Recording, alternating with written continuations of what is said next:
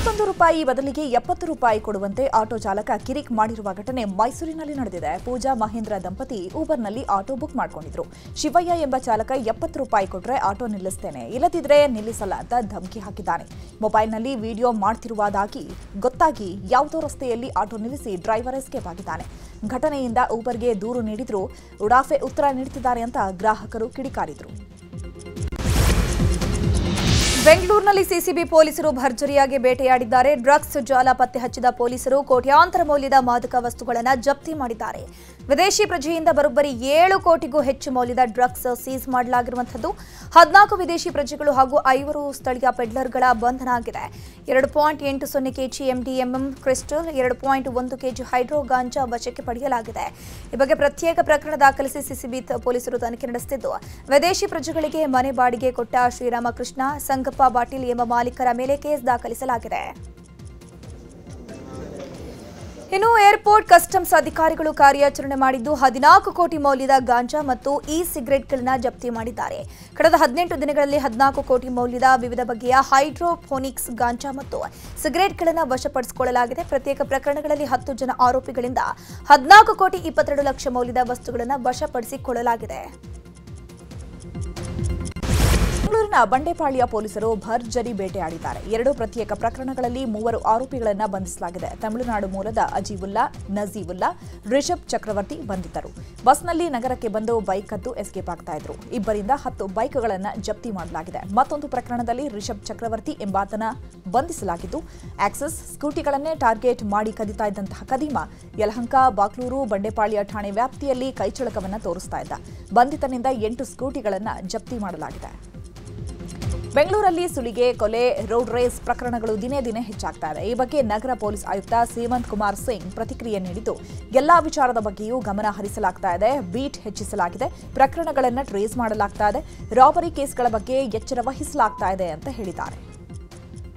ಪ್ರಕರಣ ಯಾವುದಿದೆ ಎಲ್ಲ ಪ್ರಕರಣ ಡಿಟೆಕ್ಟ್ ಆಗಿದೆ. ನಿನ್ನೆ ಕೂಡ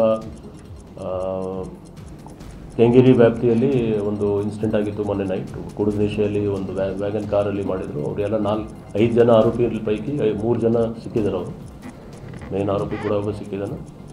ಬಟ್ ಇದರ ಬಗ್ಗೆ ನಾವು ಆಲ್ರೆಡಿ ತುಂಬ ಅಲರ್ಟ್ ಇದ್ದೀವಿ. ಇಂಥದ್ದು ಬಗ್ಗೆ ನಾಕಾಬಂದೀಸ್ ಎಲ್ಲ ನಡೀತಾ ಇದೆ. ಇನ್ನು ಮುಂದೆ ಪೊಲೀಸರ ಮೇಲೆ ಹಲ್ಲೆಗೆ ಯತ್ನಿಸಿ ಆ ಬಳಿಕ ತಾನು ಚಾಕು ಇರಿದುಕೊಂಡು ಆತ್ಮಹತ್ಯೆಗೆ ಯತ್ನಿಸಿದ ವ್ಯಕ್ತಿಯನ್ನು ಪೊಲೀಸರು ವಶಕ್ಕೆ ಪಡ್ಕೊಂಡಿದ್ದಾರೆ. ಈ ಒಂದು ಘಟನೆ ಬೆಳಗಾವಿ ನಗರದ ಕಾಸಾಬಾಗ್ ಬಾರ್ ಮುಂಭಾಗ ನಡೆದಿದೆ. ಮಂಗಳೂರು ಮೂಲದ ರಫೀಕ್ ಎಂಬಾತ ಹಲ್ಲೆಗೆ ಯತ್ನಿಸಿರುವಂಥದ್ದು. ಯಲ್ಲಾಪುರದಲ್ಲಿ ರಫೀಕ್ ಬ್ಯಾಂಕ್ ದರೋಡೆಗೆ ಸ್ಕೆಚ್ ಹಾಕಿದ್ದ. ಆದರೆ ದರೋಡೆ ವಿಫಲವಾದ ಹಿನ್ನೆಲೆ ಇಡೀ ಕಟ್ಟಡಕ್ಕೆ ಬೆಂಕಿ ಹಚ್ಚಿದ್ದ. ಪ್ರಕರಣದ ಬೆನ್ನತ್ತಿದ ಯಲ್ಲಾಪುರ ಪೊಲೀಸರು ಆರೋಪಿ ಬೆಳಗಾವಿಯಲ್ಲಿ ಇರೋ ಬಗ್ಗೆ ಮಾಹಿತಿಯನ್ನು ಪಡ್ಕೊಂಡಿದ್ರು. ಬಂಧನಕ್ಕೆ ತೆರಳಿದ್ದ ವೇಳೆ ಆರೋಪಿ ರಫೀಕ್ ಡ್ರಾಮಾ ಮಾಡಿದ್ದಾನೆ.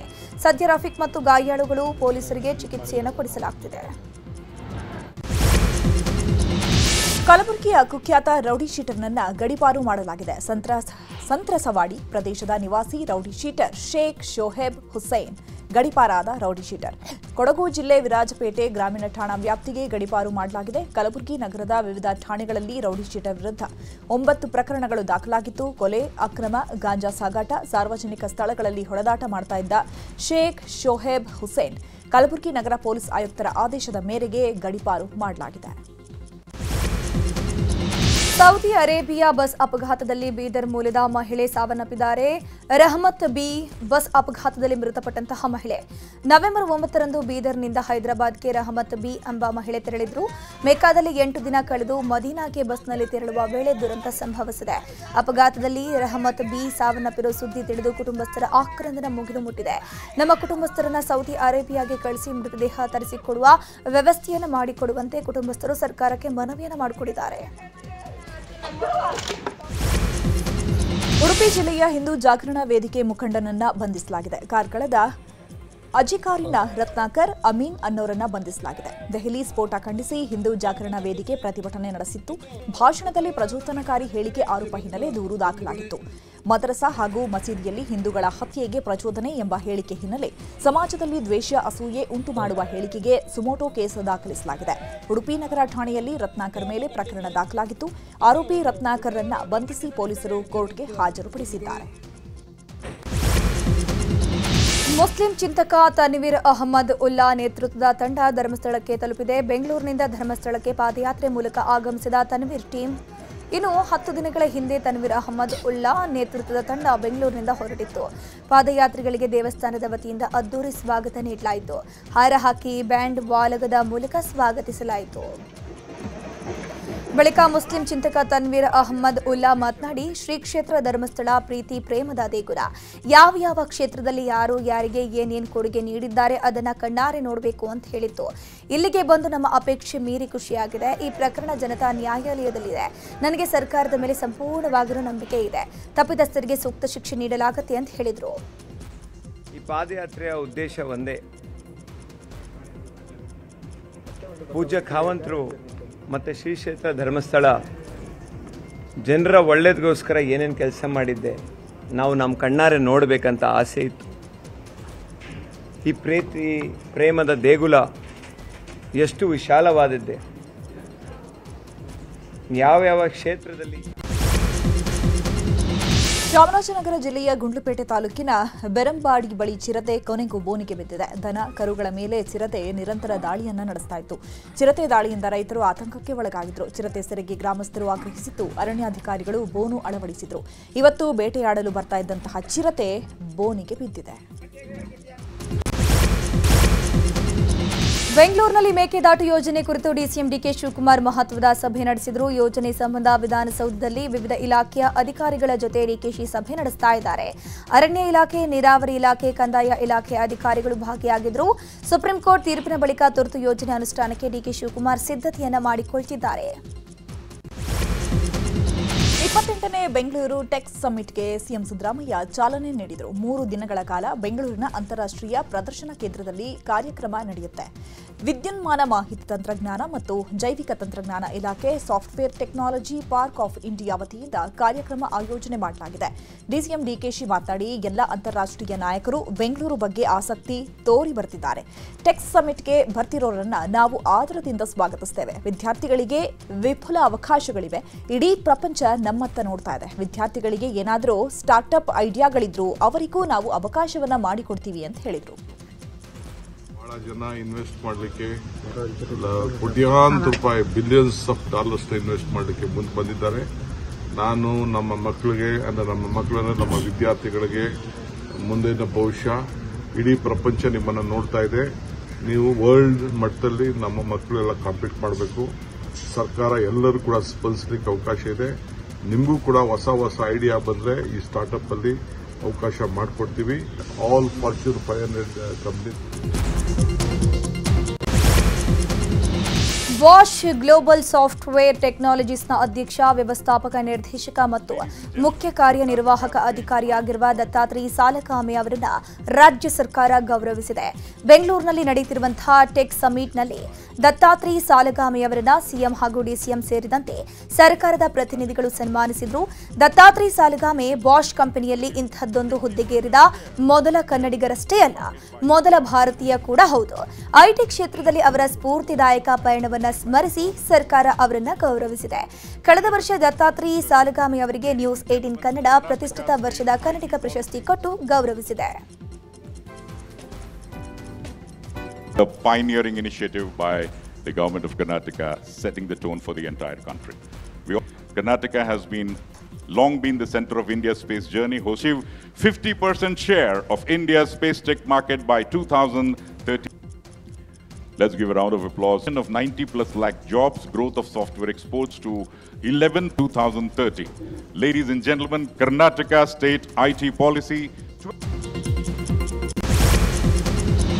ಬೆಂಗಳೂರಿನ ಖಾಸಗಿ ಹೋಟೆಲ್ನಲ್ಲಿ ಕರ್ನಾಟಕ ರಾಜ್ಯ ಮಾಲಿನ್ಯ ನಿಯಂತ್ರಣ ಮಂಡಳಿ ಸುವರ್ಣ ಮಹೋತ್ಸವ ನಡೀತಾ ಇದೆ.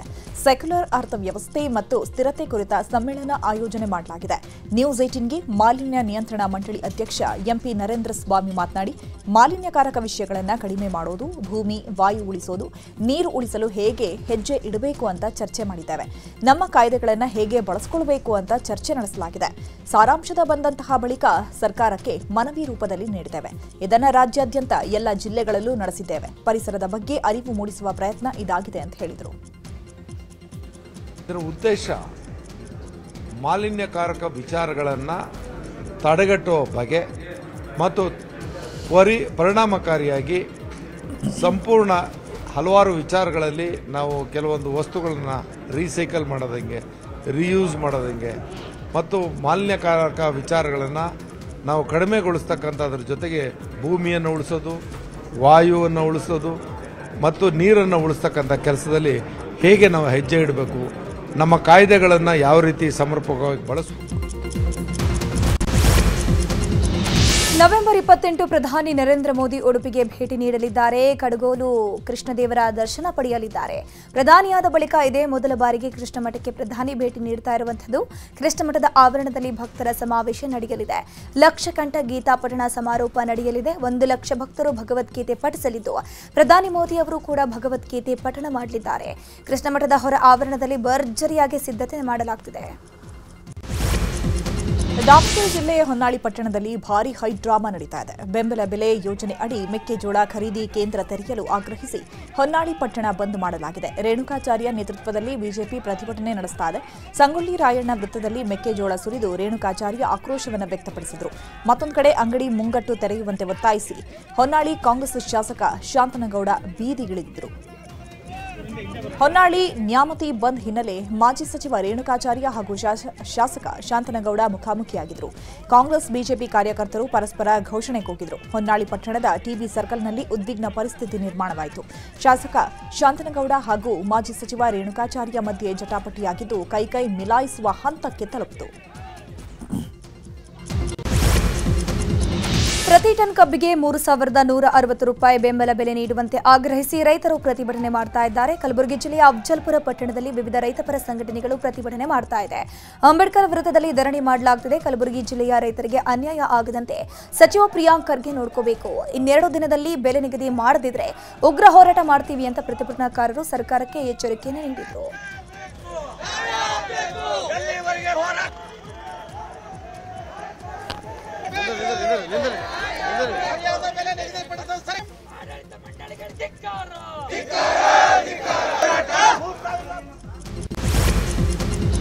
ಕಾರವಾರದಲ್ಲಿ ಮೊದಲ ಬಾರಿಗೆ ನಡೆದ ಅಸ್ಮಿತಾ ಅಥ್ಲೆಟಿಕ್ಸ್ ಲೀಗ್ ನಡೆಯಿತು. ಕಾರವಾರದ ಮಾಲಾದೇವಿ ಮೈದಾನದಲ್ಲಿ ನಡೆದ ಅಥ್ಲೆಟಿಕ್ಸ್ ಲೀಗ್ ಸ್ಪರ್ಧೆ ಅಲ್ಲಿ ಆಯೋಜನೆ ಮಾಡಲಾಗಿತ್ತು. ಜಿಲ್ಲೆಯ ವಿವಿಧೆಡೆಯಿಂದ 78 ಬಾಲಕಿಯರ ಸ್ಪರ್ಧೆಯಲ್ಲಿ ಪಾಲ್ಗೊಂಡಿದ್ದರು.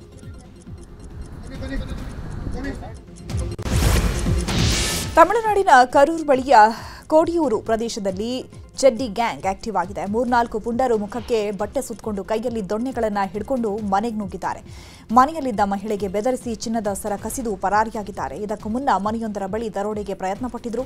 ಆದರೆ ಆ ಮನೆಯ ಗೇಟ್ ಲಾಕ್ ಆಗಿತ್ತು. ಎಷ್ಟೇ ಸರ್ಕಸ್ ಮಾಡಿದ್ರೂ ಗೇಟ್ ಓಪನ್ ಆಗಲಿಲ್ಲ. ಹೀಗಾಗಿ ಪಕ್ಕದ ಮನೆಗೆ ದರೋಡೆ ಮಾಡಿ ಎಸ್ಕೇಪ್ ಆಗಿದ್ದಾರೆ. ಚಡ್ಡಿ ಗ್ಯಾಂಗ್ ದರೋಡೆಗೆ ಹೋಗ್ತಾ ಇರುವಂತಹ ದೃಶ್ಯ ಸಿಸಿಟಿವಿಯಲ್ಲಿ ಕ್ಯಾಪ್ಚರ್ ಆಗಿದೆ.